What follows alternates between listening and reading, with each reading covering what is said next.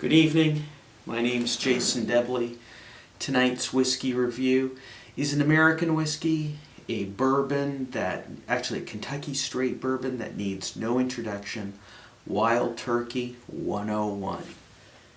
Or as I like to call it, the Kickin' Chicken. It's 101 because that refers to the proof, 50.5% alcohol by volume. This bottle I have comes in a 750 milliliter format, and it costs, I think, $23 or $24 in New Hampshire. Not expensive. There is no age statement on it, but there's no age statement on the front label, but on the back label it says it's made up of whiskeys ranging between 6, 7, 8 years. So it's the bourbons making up this, or blended in, have some age on them. I think to be a Kentucky Straight Bourbon has to be a minimum of 4 years old anyway, the ingredient whiskeys. That said, we have a cork stopper and a mash bill. I should tell you about the mash bill. It's 75% corn, 13% rye, 12% malted barley. I've had this bottle for a couple of months, so it's undergone some oxidation. When I first got the bottle and popped the cork and poured a drink, it was powerful, it was lively, it was fiery. This is another bourbon that benefits from the bottle being open a bit and the air getting in there and softening things up. At first it was a little bit unbalanced, just a little, and it really helped to get the air in there. It's aged, this Kentucky Straight Bourbon, like all bourbons, are aged in new American oak, but Wild Turkey 101 is interesting because it's aged in oak that has undergone a very heavy char. Not the heaviest, which would be a wood char number 5, but wood char number 4. Heavily charred oak.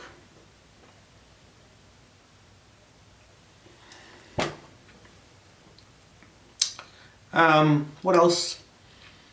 It's a big dog bourbon. When I mean, because the alcohol by volume, you've got to treat it with respect. Treat it with respect and it will treat you with respect. Disrespect it and it will disrespect you. On the nose, undiluted. You're getting caramel, notes of really burnt caramel. There is an alcohol note, but in a good way. It's a candied nose. There's sweet corn, sweet oak. I like it. Now, for the palate, what are we going to taste here?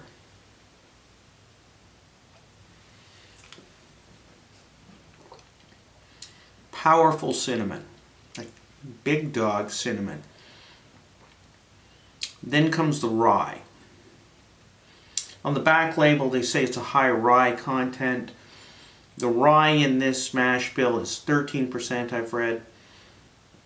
But you do taste some rye. Think rye bread. Then you get the spiced oak. You've got some spicy nutmeg notes.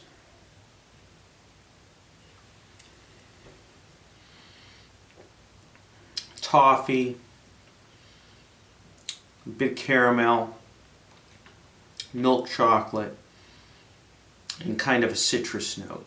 Maybe some orange zest. On the finish,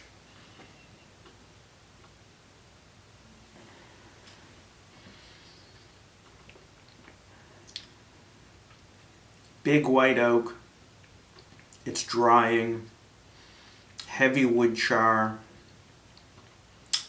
It's a tour de force. It is a powerful, powerful whiskey.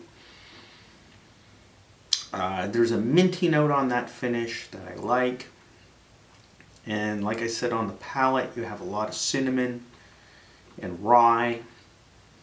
It's a good whiskey. It's powerful. It's not a beginner whiskey. I think for $23, $24 US, you're getting great value for money. The high alcohol by volume of 50.5% means you have to respect it. Using this in a cocktail, a sidecar, a Manhattan, it works wonderfully. On its own, some people may prefer it with ice or some water. I like it neat, but it's got some kick. If you want to tone down, maybe a bit of a fiery note to it, especially when you first open the bottle, add a bit of water.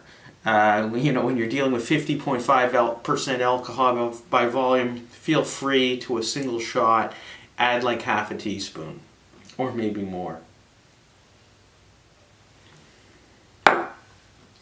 Wild Turkey 101, the Kickin' Chicken, has my vote.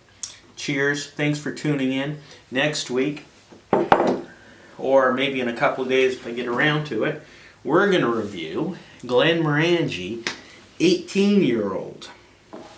Got this bottle recently. My mother bought it for me. There we go. Doesn't that look nice? We're going to tuck into that next week. Take care. Thanks for tuning in.